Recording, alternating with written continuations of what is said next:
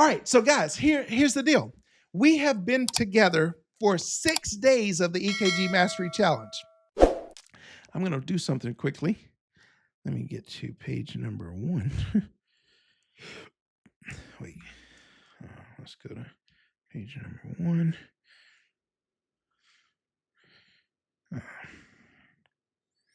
Okay, here we go.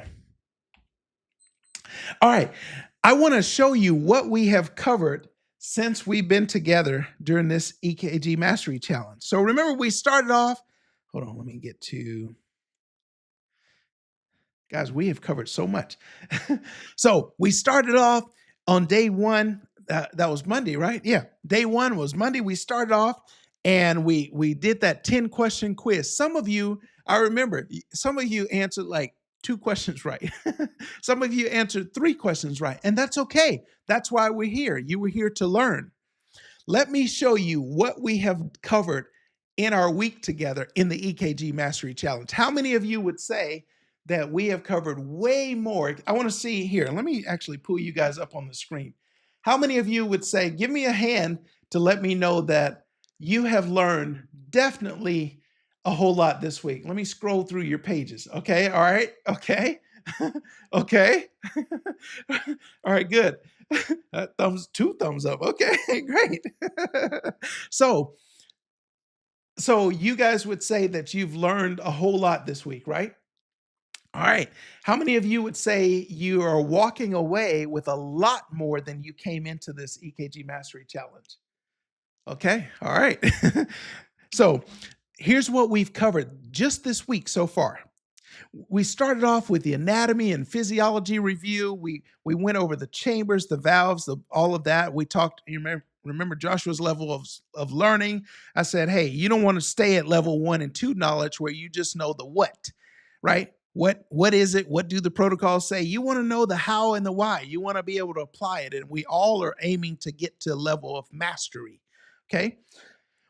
So when you first started, your workbook was just empty, right? So we had just a clean workbook. But let me show you what happened. So we went through all the anatomy, the chambers, the valves, the blood flow, the vessels, and all of that. Let me just look at what we've covered this week. I told you about how to auscultate, for instance, where you're going to listen for these different heart sounds, for instance.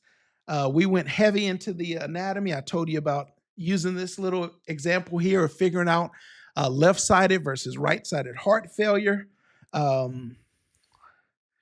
Okay, I told you about all the different steps. For instance, all cells have to be at rest. They depolarize and repolarize.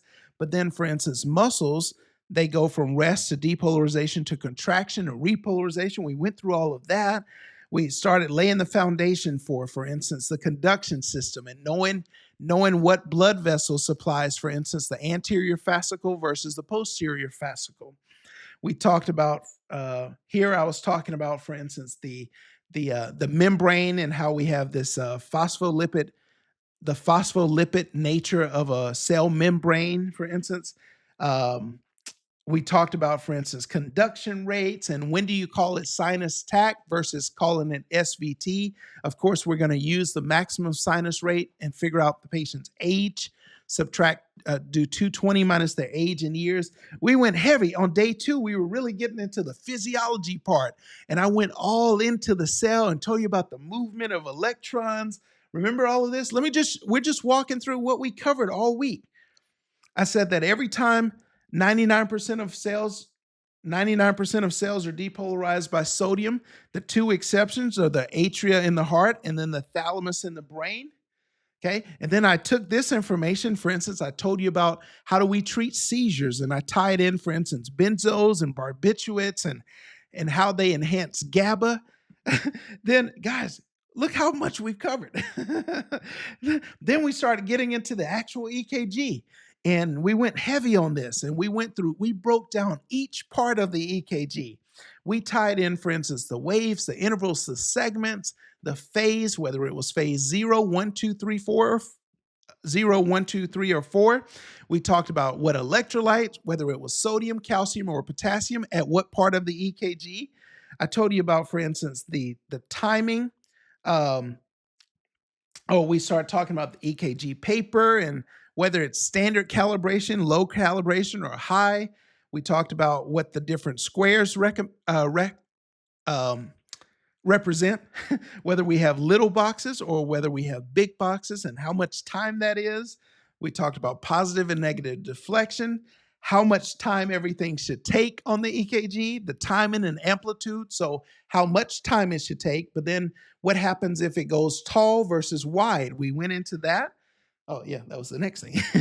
And then you saw this handsome little guy. We went over lead placement, for instance, and where every electrode goes. I told you all the different views of what, for instance, the limb leads look at. Then we got into the precordial leads. I told you where everyone goes. I said we even went, we kind of drew it out ourselves, talked about this R wave progression. That's come up several times. You must know that, guys. I said, make sure you fill this out yourself. Then we took each lead individually and said, okay, what is every lead going to look at, right? We went heavy into access and autonomics. And then I used this example, for instance, in the day 4 bonus, I took the day 4 bonus was really special. I took, for instance, inflammation, and I talked about what happens in every chronic disease. What are going to be the most likely cancers? What cancers cause mortality? We went through what happens when you have a loss of ATP. You don't have enough energy in every chronic disease. And we literally went head to toe and talked about what happens in the hair, the skin, the nails, what happens in the breast, the testicles, the uterus, what happens in the lungs, the kidneys. I told you what infections you're going to have, what's going to be the cause of the infections. This all came up this week. we I introduced you to my blood pressure triangle and how you better manage blood pressure, not just giving them medicines, but really exploring the underlying causes, things that affect the heart rate, the stroke volume, the systemic vascular resistance, right? We went real deep into axis. Then we got into, for instance, we talked about, for instance, different things that happens with axis deviation as it relates to hemi blocks and as it relates to hypertrophy. Then we got really heavy into the 6-step process that we're going to use to interpret every EKG. I even summarized it for you in this nice little table. That part was not in your workbook, so I drew that part in, told you to take a picture of that. Here, take a picture quickly just in case you didn't get it. I'll give you 5 seconds. If not, just catch it in the replay. And then we systematically went through the heart, starting with normal sinus rhythm, and we went through every single rhythm. Look how much we've covered this week. So, all right, I'm gonna just speed up this really quickly. So we did all the atrial rhythms, the junctional rhythms, we did the ventricular rhythms. Then we got into, for instance, the AV blocks, bundle branch blocks, hemi blocks, vesicular blocks, hypertrophy, infarction, right?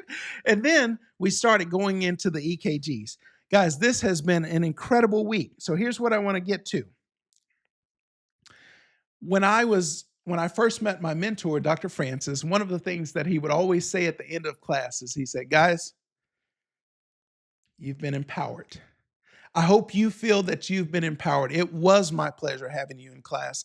I had a blast with you all week. I tried to get back to everybody's questions. If for whatever reason I didn't answer your question, what I want you to do is feel free to text us, feel free to email me. I promise I will get back to them. Now, what I prefer that you do is text me or email me versus just putting a comment somewhere. Like if you see this on a certain video, because I may not be able to see I may not get to all the comments, but text us or email us, and either myself or somebody on the team. If it's a general question, probably somebody else on the team will respond. If it's a clinical question specific to the content, then I will definitely respond. But here's what I want you to do next. What I want you to do, for instance, is go to the Facebook group, post a video telling us what you learned. How did this class benefit you? How did this course benefit you? The next thing I want you to do is I want you to really go back over these diagrams. Make sure you're talking out loud, saying this stuff. I want you to know it, okay? Study, study, study. There again, if you have any questions, send them to me. Get you a drill partner, somebody that you trust at work that's kind of they're on the journey with you. They want to keep learning just like you do. Bounce ideas off, kind of pimp each other out and ask each other questions, okay? Get you a drill partner and really talk out loud. Make sure you and your partner know this very well.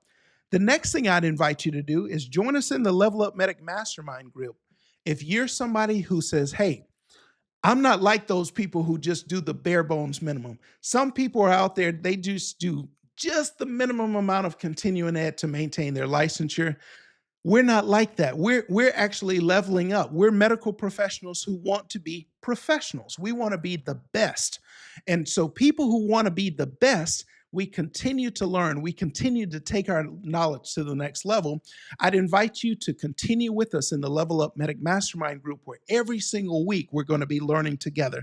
So just go check your email or just go to the website to be able to sign up for Level Up Medicl Mastermind. The next session will be starting really soon, so make sure you get that.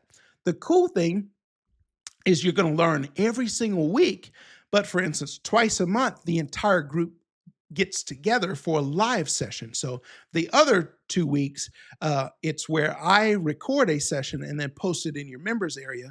But twice a month, we all come together for a live session. There again, everything gets recorded though.